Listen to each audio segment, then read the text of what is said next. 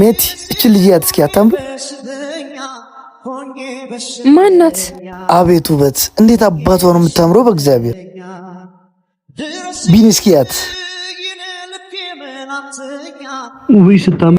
ማናት? ጄ እያት እስኪ እንዴት እንደምታምር።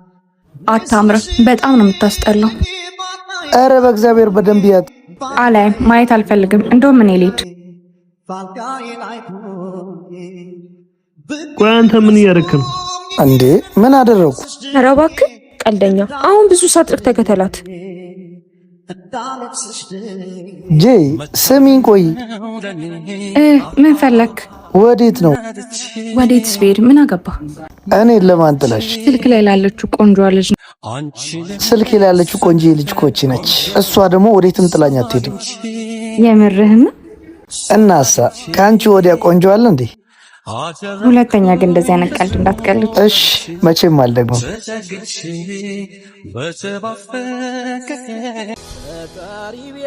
ኧረ ጄኒ እየጠበቁን እኮ ነው።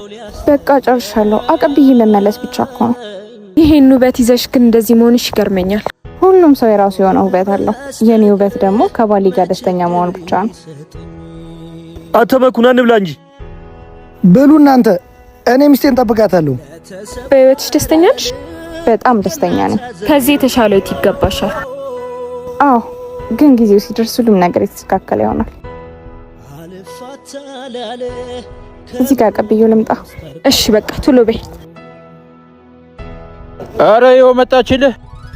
የጻና ዋቂነሽ ህይወቴን ይዘራሽ በመሞት መካ። ምን ሆነሽ ነው? ቆየሽብኝ እኮ በጣም ርቦኛል። በጣም ይቅርታ። ከሰልኳ ልያዝ ብሎ አስቸግሮኝ ነው።